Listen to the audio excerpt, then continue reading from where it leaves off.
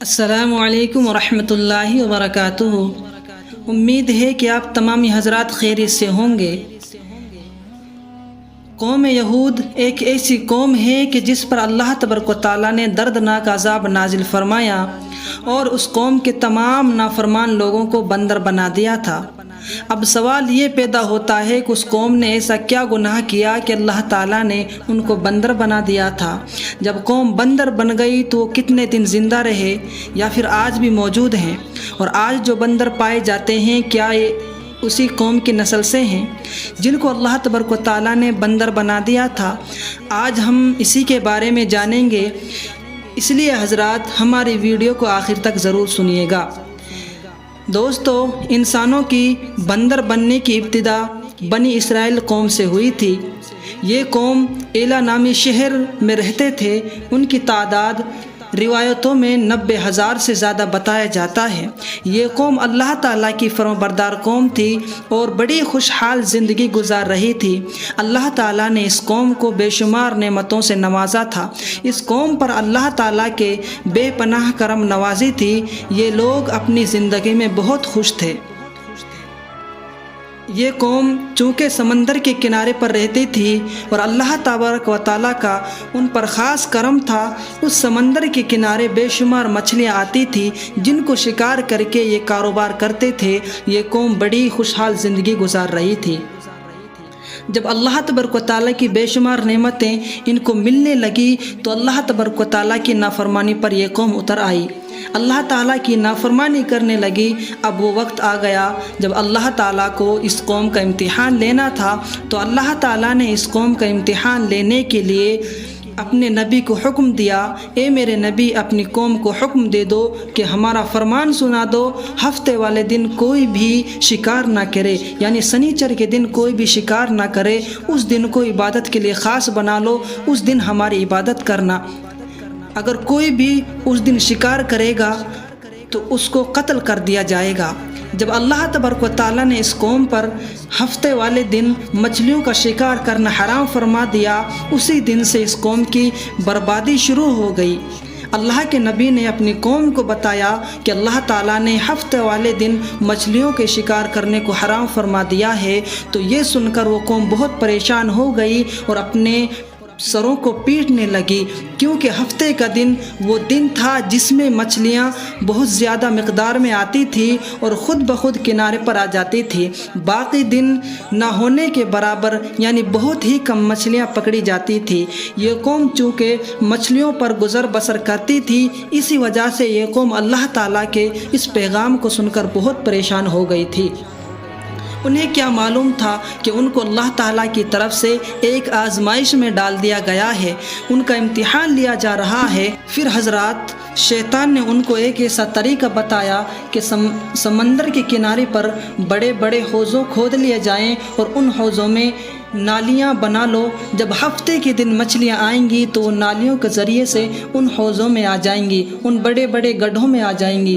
پھر نالیوں کے منہ بند کر دیے جائیں اور اگلے دن یعنی اتوار کو ان حوضوں سے مچھلیاں پکڑ لینا۔ اس طرح ہم ہفتے کے دن شکار سے بھی بچ جائیں گے اور مچھلیاں بھی کافی مقدار میں پکڑ لیں گے۔ بہت سے لوگوں کو شیطانی طریقہ بہت اچھا لگا اور انہوں نے ایسا کرنا شروع کر دیا، بڑی بڑی نالیاں کھود کر حوضوں میں ڈال دی، جس کے ذریعے ان حوضوں میں سے کافی مقدار میں مچھلیاں آتی تھی۔ اس قوم کے بدبخت لوگوں کو یہ نہیں پتا تھا کہ جب مچھلیاں ہفتے کے دن نالیوں کے ذریعے سے حوض میں آ کر قید ہو گئی، یہ بھی ایک طرح کا شکار کرنا ہو گیا جو کہ اللہ تعالیٰ نے حرام فرما دیا تھا۔ حضرات، اس قوم کے لوگ 3 گروہوں میں بٹ گئے۔ کچھ لوگ ایسے تھے جو شیطان کے اس طریقے سے منع کرتے تھے اور کچھ لوگ ایسے تھے جو اس طریقے کو برا جان کر خاموش رہتے تھے، اور یہ لوگوں سے کہتے تھے کہ تم ایسی قوم کو نصیحت کرتے ہو جنہیں اللہ تعالیٰ ان قریب تباہ برباد کرنے والا ہے۔ اور تیسرا گروہ شیطانی طریقے کے بتائے ہوئے راستے کے ذریعے شکار کیا کرتا تھا۔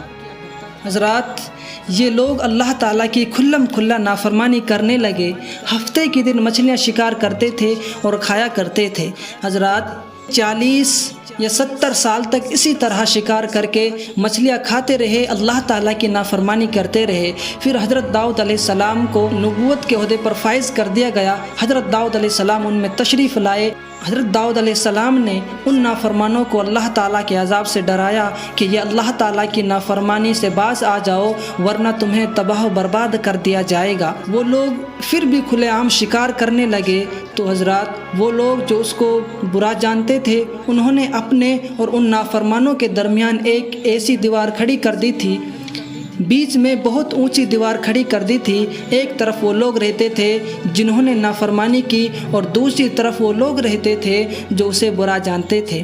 حضرت داؤد علیہ السلام نے ان نافرمانوں کو بارہا سمجھایا لیکن یہ لوگ اپنے اس نافرمانی سے باز نہ آئے، اس طرح اللہ تعالیٰ کی نافرمانی میں لگے رہے۔ پھر ایک دن حضرت داؤد علیہ السلام نے ان نافرمانوں پر غضبناک ہو کر لعنت فرما دی، جس کا اثر یہ ہوا کہ ایک دن ان نافرمانوں میں سے کوئی بھی اپنے گھر سے نہ نکلا۔ وہ لوگ پریشان ہو گئے کہ کیا ہوا، آج یہ لوگ باہر نہیں آ رہے ہیں۔ انہوں نے جا کر دیکھا کہ اس دیوار کی طرف سے عجیب و غریب آوازیں آ رہی ہیں۔